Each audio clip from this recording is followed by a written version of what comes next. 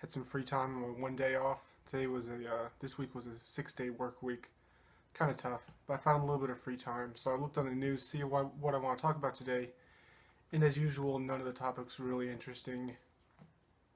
Just nothing stood out to me. So I'm talking about something that's not trending in the news. And let's just have a little scenario here. What if I was president? All the changes I would make. I constantly rail on this country.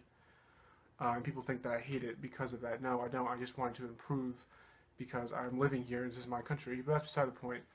I want to say I criticize all these things that my country does that I don't like, that I want to see different. This just compiles the list of things that I've mentioned before in previous videos, but just what the ideal United States, the ideal country that I want to live in. If I was president, how would I make this? So let's just go through these topics here. I'm trying to get bogged down on one particular one, and some of them are related, of course, so I'll try to link them together to make sense. And these are in no particular order. I just jotted all my ideas down, so let's just go with the first one. No limits on the First Amendment. You keep on seeing on these college campuses and like Berkeley and DC and all these things about people just that have political opinions that are different than the mainstream, and they just want to talk, they just want to exist, they just want to have their own space to talk, and Antifa or radical communists or radical leftists just attack them. They are attacking no one. They say because their ideas are violent, which ideas cannot be violent. Ideas can support violence. You can vocally support violence, but this is not anything like that. It's not like these right-wingers are saying, kill all commies. If they would say that, then yeah, you are advocating violence, so you can't say that. But these are just people that have different political opinions in the mainstream, and they are not allowed to have their talks. They are not allowed to go to campus and have a rally, or to just literally just have a mic on campus and talk.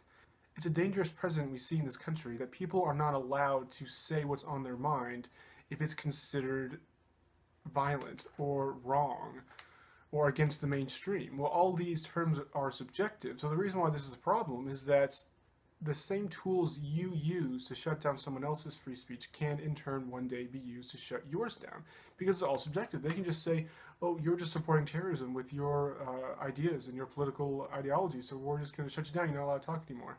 So that's why it's a problem. The Constitution clearly says you have freedom of speech.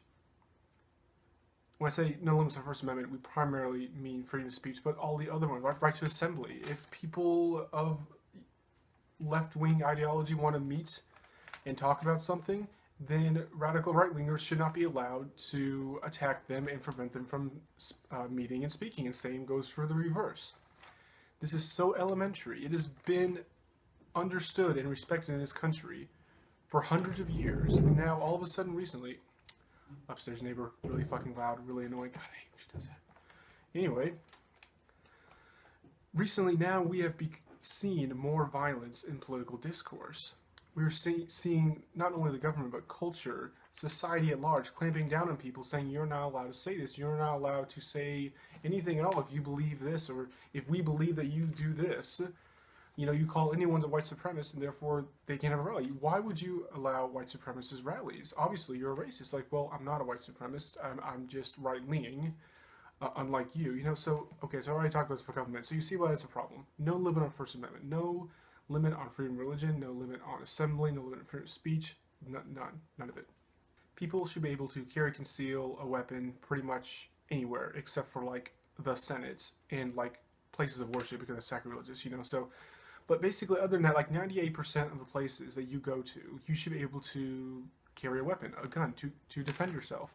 It's so amazing that in 2017, the radical notion that you have the right to self-defense is very radical. People say, no, you shouldn't have the right to do that. You can't carry this in your place of work. You can't carry this when you're going to, from, whatever.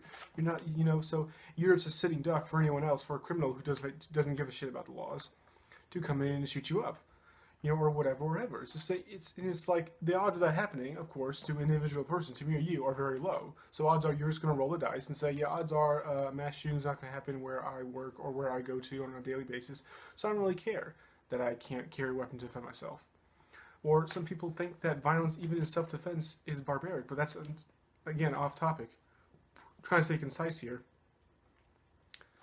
And this mainly comes from left-wingers who have all these gun-free zones, and then like 98% of mass shootings happen in gun-free zones. I wonder the fuck why. Because they know that law-abiding citizens are not carrying guns there, because guess what? Law-abiding citizens follow the law, even though it's retarded. You should be able to carry wherever you want. You should have to pay to apply for a carry concealed permit. You should be able to carry when you go to the grocery store, or where you go to work, or where you go to college, or just whatever. People act like if we allow people to carry weapons, then that will suddenly end in more shootouts and more violence and more death. And it's like, no, if someone wants to kill someone, they don't give a shit about the laws. They will carry the gun anyway and kill them. This allows people to defend themselves. Why is it that when a police officer is armed to the teeth with like a baton, a taser, a pistol, pepper spray, whatever, he was walking around doing his beat, doing his patrol, whatever, no one thinks that him carrying all this weaponry is meaning that he's itching for a fight. He's itching to kill someone. You know, he's upping violence against people. No one thinks that. But yet, if a person wants to carry a weapon or a gun, he's like, are you looking for a fight? Why do you want to fight? He's like, no, I actually don't want to fight. I just, in case someone attacks me, or someone like that's close to me, my friend, my coworker, whatever, I will be able to defend myself. This is not a radical concept. This is so elementary. Can you imagine any other point in time in history, people not being able to carry like swords or daggers like in medieval times, for example? I mean, just, people would have laughed your fucking ass off. Okay, talked a few minutes about that one. Let's go on to the next one. Lower taxes. There is no reason why, like, the bottom rung that pay taxes in this country pay 25% of their entire income in state, Social Security, Medicaid, Medicare, income tax. There is no reason for that at all, while the top 1% find corporate tax loopholes and offshore bank accounts, whatever. So they make billions of dollars in profits and pay nothing in taxes. Yet me, at the bottom of the rung, pay 25% of all my income in various taxes. That's just fucking absurd. How is that fair? To this day, no one on earth can explain to me why the bottom rung should pay 25% and the very, very top should pay 0. No one is able to explain it to me, because it isn't in any world. Yet we allow it. We allow it to happen because the 1% makes the rules. Higher taxes makes it difficult for the lower class to be able to enjoy life, to live, to pay bills, to have a quality of life. It stifles productivity. If you know that the more you work, the more money you earn, the higher tax bracket you're in, that's less incentive for you to work. That's why in socialist countries, where you're guaranteed income and everyone does the same job and no one can get fired for anything, because they're all government employees, why productivity eventually goes down to 0. The society collapses because no one has the rational incentive to work, because almost all the money is taken away. And the more you make, the less of it you get back. So why would you work harder? And the war on terror, all of the 60+ wars that we're in, completely ridiculous. Does nothing to increase our safety. Does nothing to promote what our values should be, like democracy and human rights. Our war on terror has created so much terror in the world. The world is terrified of us because of our military strength. We just come in and bomb the living shit out of civilians, make up lies to invade countries, make up lies to give weapons to dictatorships, to quell down an uprising, just whatever. You can't kill an ideology. The more we attack innocent civilians in this war on terror, the more terrorists we create that will attack us in turn. That is why we are 16 years in this war on terror and there is seemingly no end in sight. We still have troops in Afghanistan. We still have troops in Iraq. It just doesn't work. Ending the war on terror would be beneficial for everyone. The U.S. would save so much money. We would stop being hypocrites in the eyes of the world. When we say we love democracy and human rights, and then we turn around and just murder the living shit out of innocent civilians instead of a puppet government that we can control, that's not democratic at all, and is really corrupt, and we steal the natural resources. I mean, it's just... And in line with that, ending the war on terror, we'll be closing all overseas military bases. None of those military bases do anything to promote our own safety. All they do is to propagate our global empire, to maintain control of certain parts of the world, certain countries, to control the free movement of the resources that we plunder from the world, whatever. It is not defensive at all. It is not to protect our liberties, as the government constantly says. It does nothing to increase our safety. In fact, it decreases our safety because the more civilians we kill in this war on terror, the more people who take a look at their dead family member or their dead loved one, their dead friend, and say, I'm going to take up arms against the entity that killed my friend for no fucking reason. Ending the war on terror and closing all the overseas military bases would save us billions, trillions of dollars. It's such a huge part of our budget. We would save so much flipping money. Now keep that in mind because I'm going to go through this all related to saving money. We take some of the troops that we bring home, we station them on our southern border, which we actually are being invaded from. That actually is a threat to our national security, is all the illegal immigrants and drugs and cartels and criminals and whatever crossing the border. Station them there, and then the rest of them can go home with their families, and then we would spend less money. Instead of stationing them, they would be home instead. Stopping the war on drugs, decriminalizing all drugs. Whatever you put in your body as a consenting adult is not a crime. It's a victimless crime. There is no victim. You are willingly choosing to put whatever drug you want into your system. You might think that's fucking retarded if someone else puts cocaine in their system. If they want to do that, they are an adult. They are allowed to make that bad decision for themselves.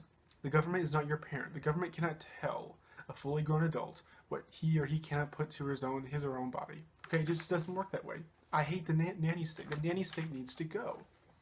If people want to do dangerous drugs, then let them go ahead. They're going to find a way to do it anyway, as we see with heroin being illegal, and yet all these people are dying from heroin overdoses. Well, obviously it isn't working. If people want to put heroin in them, they're going to find a way. People are creative. There is a black market. There are people who provide a service or a good that there is a need for. It doesn't matter whether it's illegal or legal or not. Release all non-violent drug offenders, which are upwards of 97% of all the people in jail. So this will release all the people who are just wasting their lives in jail for not committing a crime and costing us billions and billions of dollars. Again, versus all these things that I'm doing, that I would do if I was president. Ending the war on terror, closing the military bases, stopping the war on drugs. Next one, phasing out Social Security would save us a ton of money. We would save so much flipping money. Now, what I mean by phase out, meaning if you paid in Social Security for 12 years, then you get 12 years worth of Social Security. It's not fair for people who are already in this process to pay for Social Security and then someone just say, nope, we're cutting it off, that's it, and you paid all this for nothing. That's not fair. While I don't agree with the program, doesn't mean that I'm going to be unfair to people who were forced to pay to it anyway. But if you're a younger person, you just got your first job at 19, so you only been working 2 years, then you're only getting 2 years worth of benefits, not that much. But you have more time as you are working to save up for retirement for yourself. This is putting the responsibility of retirement on you and not the government. Again, no more nanny state. Don't let the government decide how much you should take out for your retirement or when you should retire. You plan it yourself like a fully functioning adult who is capable of making his or her own decisions. But if you're an older person, 55, let's say 55, you've been paying the system for 35 years, and you're still going to get some. Okay, even though I agree the program is wrong. You know, I don't necessarily like doing this, but again, it has to be done. Otherwise, it's just unfair to people who've been paying it, who've been forced to pay into it for decades. Then over time, as the last person goes into retirement who started this at age 18, didn't pay anything into it, then we've completely phased out the program while being fair to everyone. Everyone who paid in, they are getting back what they paid in. And over time, this will decrease the U.S. budgets, the amount of money we spend on this, by trillions of dollars, which you can save, along with all the other things I'm trying to get to. There's so many things to go through, it's a short amount of time. Another thing that saves so much money is have a time limit, how long you can stay in unemployment or stay on welfare. These people, there's millions of Americans who their entire lives, they don't work. They just leech off the government. That is how they live their lives. They just get welfare from the government all their lives. There has to be a time limit. There has to be a minimum amount of job applications that you put in for unemployment. And I know there already is, but up it.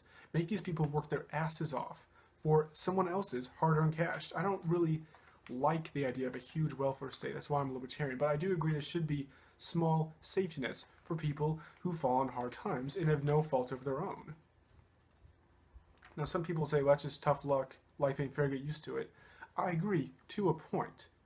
But if we're saving all this money through all these programs, getting rid of all these different programs I'm talking about, then we can put a little bit towards a tiny safety net for people who just need a few months, even years. It takes a long time to get a job sometimes, but not 20, 30 years. No, no one's going to do that anymore. Stop the economic stranglehold of small businesses. It is so hard to start a small business in this country now because of all the government red tape you have to go through, all the money you have to pay for all these different permits and legal requirements, and meet all these federal regulations. And then the government's wondering why there's not a lot of economic growth in this country because you're stifling it. You're making it so hard for businesses to arise, and you wonder why there's no economic growth. Every single of these huge global corporations, Walmart, Amazon, Target, whatever, started off as a small local business. You have to start somewhere. And if you're strangling it, then that's going to cut economic growth. That's why almost all that economic growth has gone to the 1% since 2008, is because the people at the bottom, the vast majority, everyone else who's not part of the 1%, is trying so hard to get up there, but they can't because the government is keeping them down, in part with all of the federal regulations and the government red tape they put on small businesses. Okay, well, I might as well make this a two-part series. I don't want to rush through the last half of my list just to make it, what a normal amount of time limit is for a video, So why don't we just cut it there, and I'll make a part 2 later.